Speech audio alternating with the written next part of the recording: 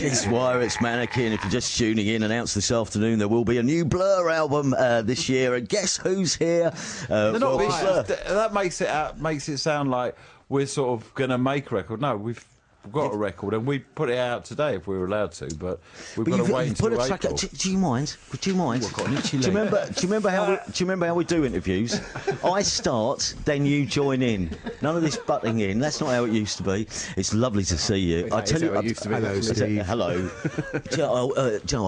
I was back in Colchester, not last Saturday. Saturday before, went to see a band called Slow Club at the Arts Centre, quick drink in the hole in the wall beforehand. Round of Mabel's, obviously. I tell you what, they've done the hole in the wall up. I've been there, but yeah, I've done it up a bit. There's only 2 goths in there. Honestly. And then the following day, stayed over, and then the following day... Status quo. and then went to Castle Park on the Sunday morning. It was actually quite a nice day, and stood at the top of Castle Park and looked down to the big willow tree near the boating lake, which is where we did the photographs for the first interview for the NME. For the on piece. Yeah, wasn't it? Yeah, I know. I got misty eyes. We got misty of eye, and here we all are. Haven't we grown up? No. Only in some ways. Well, at least one of us has got a responsible job. You know what I mean? Yeah. A reasonable profession. Okay, you've got to tell us about this. How did you keep this a secret then, all this time that you'd made a record? Well, I mean, we finished it yesterday, so it was best to keep it a secret until it was finished. And we actually haven't kept it a secret for under 24 hours before we told everyone. Right. Did you really only finish it yesterday?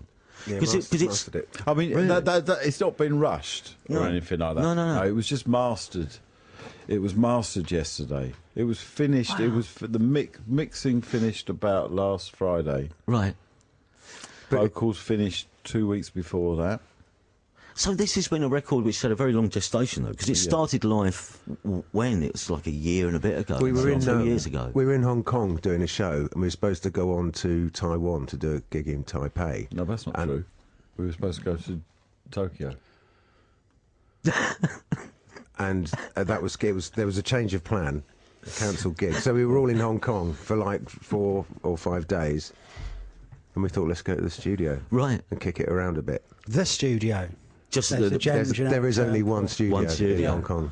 Did you really just think, well, we've got nothing to do, so we're stuck here. We might as well just see what it sounds like. Yeah, I mean, it was like, do we fly back to London for 5 days and fly the crew back and everything, or do we just give everyone 5 days off and just have a bit of fun, and see if it's possible. See if it was. I mean, from my point of view, it was like, is it possible for us to make a record that's decent enough to put out? Well, this is and at the end of those 5 days, we'd done so much stuff, so many ideas had been put down that you couldn't tell. It was a sprawling mass like Hong Kong itself. It was just, full of little sort of miniature streets, and then massive great buildings, and then ferries going in everywhere all the time, and people on walker-laters and people on walkways, and mountains and Buddhas and neon and things being eaten that shouldn't be eaten, and everything like that. It's really weird because we're going to play this new track, one of the new tracks off the record. When I first heard it, and I only had a chance to listen to it a couple of times today, but I've got it dips in and out of the street lights, and then I've scribbled down this note which says it sounds like a song which is it almost wavers with interference. It comes in and it comes out, and there are different layers to it. Go out. Yeah. It was going to be called. I mean, maybe it should be called To the Local. Go out to the local. Or she does it to herself. Why? Because it's more of a... Well, it starts off going out, then it goes to the local, and then she does it to herself. Okay. After going to the local. Did it surprise you how creative you were in those few days when you were in that studio then? Did you... or was it simply because there was no pressure? I think no pressure, and the fact that we hadn't really played together in that way for 15 years or something like that. And were there just lots of just You know what I mean? A long time. Yeah, and really. actually played with no agenda, just jamming together. Yeah. Maybe it was even longer, maybe 20 years since we'd actually been, that sort of, I don't know, in that headspace. Well, yeah, loose and unpoliced, Unpoliced. possibly. Very You know, do you know what I mean? unself-conscious. Yeah. So yeah, and there was a lot more in us coming out than we thought, and a lot more of sort of a response to our environment, what we were doing. Was it but almost- also very comfortable with each other? Was it almost a little bit like being right back at the very start then, almost? It was a lot like we've been saying. It was a lot like our time underground in Coptic Street, Yeah. where Matrix. we'd be creating. I mean, a lot of the stuff we created there, like there was Bone Bag and Oily Water and things like that. That was quite Next creative. Pizza Express. I don't like that word. The creative, original Pizza but Express. Yeah. That's the sort of thing it felt like. Yeah. So as it's turning out, that there is something there. Because I know you wouldn't have done anything. You wouldn't have gone into this or released anything if there hadn't been some creative worth in it. If it hadn't been new or something new about it, you wouldn't have done this. But this is our first. It's our first record since 13. Yeah. Right. So it's a long time. Obviously, there was Think Tank, but that wasn't a Blur record. That was the three of us Yeah. playing, thinking we were making a Blur record, but we weren't. Yeah. We were making a Le record or a Blue record. You know what I mean? A blue It wasn't- record. But this is really so that in itself was, I think, it's quite miraculous, and the way the where have we got to in the story? We've got to. We're recording. So you've done some. am I? You've done 5 days. Have you had your tea? What the hell's going on over there? We've done You've got speakers on hydraulics and Plus decks. weird shit. I know. I've been looking at this Well, that afternoon. was it. We had 5 days and we splurged out. We just hit the tape or whatever we were recording device we were using with everything we sort of had really. And did you? I mean, I suppose. Was the chemistry straight there? Were you just looking around, going, I bet Dave does this next. The thing it always has been. So we wrote "She's So High" at our first rehearsal. It's like the minute we get in a room together, Yeah. it seems to happen. in Fortunately, my garage. It was in your garage. The thing is, we were in the middle of a tour as well, so we were all very Oh, no, comfortable that was playing sick. together. Yeah. So yeah. So that. Wasn't kind of going in completely cold. Yeah. And doing that thing where you have to set up. You didn't have to spend 5 days setting up your drum kit to remember how to do it. Well, we didn't really have a drum kit. So had a couple of drums, a couple of cymbals, some tambourines, kind of ad hoc. You can hear that on the record. It's kind of. It wasn't like a studio in the sense of a big. It was really. It's no Abbey Road. It No. was very DIY. Yeah. And it was very hot outside, and we were just sort of stuck there for like sort of 10 hours at a time, and then we'd just go back on the subway back to where we were staying in under the harbour, because the studio was in Kowloon. We were staying in Victoria Island. Yeah, I mean, so in the morning, you're there with the mass that is Hong Kong, Yeah. all commuting, and then, you It go must- back with the mass when they're all going, and you go back, and then, Yeah. Why do you think? It just must have been. I don't know. It must have been such a. If I was being in your position, it must have been so sort of exciting in a way. I'd have Didn't think pinched about it in myself those- after about didn't 3 think- days. Didn't think about No. it in those terms. I didn't really know what we were doing or had any expectation. I just knew that it was a good thing to be doing with our time. Yeah. So after the 5 days, what happens? To it felt like the best thing we'd ever done. I was so split up again. excited, and then nothing happened for 18 months.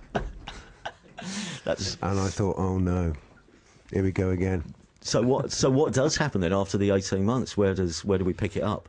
Don't you did some. But what stuff. happened is that I'm sitting around not doing very much. We've all gone back to our individual domestic situations or professional stuff, doing that way. Yeah. Right? And it's just I'm thinking, and I'm like, I'm not doing anything. This is ridiculous. I'm a musician or whatever. I should be trying something at least. And what about that stuff? It felt good. Sorry, I've just got this image of you sitting in front of daytime TV in your pants, thinking, exactly- I really should get out or do That's something. exactly what was going I was on. covered with pants. yeah, but you've got the cocoa pops all over my vest. You've got to have that as well. Watching Loose Women. watching loose women and going, I used to be a musician. A beastly overweight as well.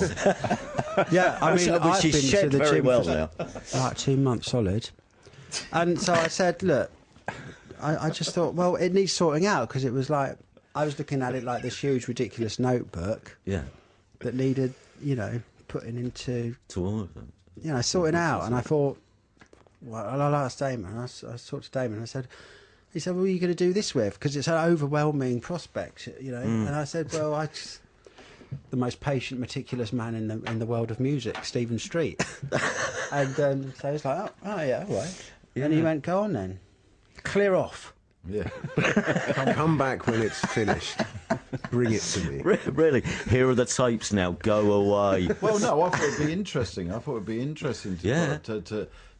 For Graham to go off and just do what he felt and Stephen felt was necessary to take it to the next stage. Yeah. Which was in hindsight a sort of a mercurial thing, because I can't actually remember what we did in the studio and what it. I know things were changed, definitely, in parts, but I can't. I mean, I don't know, right? And that's what was so wonderful about them coming back and playing it to me. It was like, wow, we really did that. Yeah. And I was going, did we do that? I said, yeah, no, we did that. That's what we did. And so I think it was sort of, for me, the whole session in Hong Kong was clearly, I was just sort of, I don't know where I was. But it means it must be just falling out of you as naturally as possible as well. It's the least contrived thing in the world. Then. That had to be the only reason to go through all of this. Yeah. One thing, just aside from the music, though, usually, quite often, you have a lyrical theme. So when you came to write the story, is there a narrative to this record? Is there a particular it's theme to the record? Yeah, there is. It's remembering, or trying to remember, how I felt while we were making the record. Right. Going back to Hong Kong, and kind of sort of filling in the time from when we were there to when I went back, which was in December, and also things that I've kind of, have happened in the interim, like the massive protests there and what that meant and the implication of that, and at one point it's sort of connected to Tiananmen Square for me, and and I've been to China a lot. I've travelled around China. I did Monkey. I've been there with Gorillas. I sort of feel like that I've got something to say about it. There was never really any sort of opportunity, and it just felt like it had to be based. The record was made there in a sense, or started there, or created there, or sort of imagined there. So it should have some relevance. Should be about. Yeah, it should feel like. But I couldn't do it without going back there. No. So I had to go back there on my own. It's a hard life. And isn't it was quite prosaic, really. Yeah, because I was just going on the tube that we went. I went back to Nanking Street where we recorded in Acme, in the Acme building in Avon Studios. Yeah. And it's in the cold light of day, it's a pretty Smelly. It's just smelly. It's not. It's just very sort of very neutral.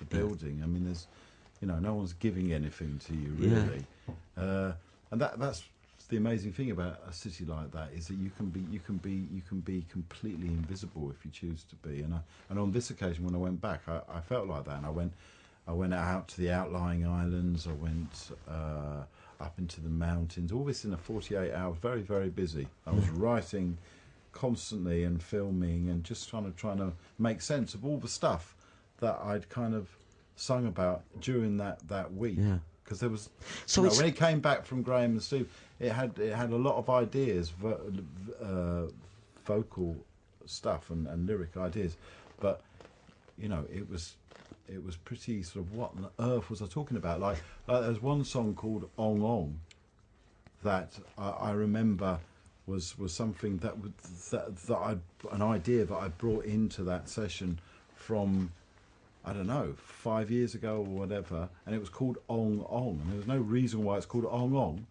And then so when I came back to sort of think, right, I'm gonna what was it? Yeah. Why is it called Ong Ong? So I googled Ong Ong just to try and work out what on earth I've been thinking about at the time, because I do have those moments where I go off on tangents. It does happen. And I couldn't find anything. I couldn't find anything that give me any clue to what on earth I was thinking about. And then weirdly, I had, you know, a eureka moment, and I realised that if you put an H and a K on Ong Ong, you get... Well, you shouldn't have given that away, should you? Why not? No, but it's not what I meant. The point is that's but you not could. what Oh, it could be. No, Right. but Okay. it's just extraordinary that it ended up being in a record that was made. Don't you think that was Yeah, I really do. mad? I mean, I do I a was little. quite shocked when I Yeah. the slow machinations of my brain made But that that's- connection. I think that's the thing, That though. blew my mind a bit. Nothing surprises me. You know, there are all sorts of, you say, very of surprising. tangential ideas which have come out of your head over the years. Listen, we're going to have to play the track. We have round table coming up at 6. It's been lovely seeing you. Lovely seeing you, Alex. Cheers, Steve. Always nice. Dave, have they given you some time off to go and From do a bit of blur XFM, work? my radio station. Don't give it the plug for the back there, rival. back there on Sunday for my okay. show at 9 o'clock. 2 hours. I knew this was going to happen. I said, didn't I say Tom, the producer? I said there'd be trouble. This is Blur. Lovely to see you, and this is from the new album, mastered yesterday, released on April the 27th. This track is available now from the Magic Whip. This is Blur, and this is Go Out.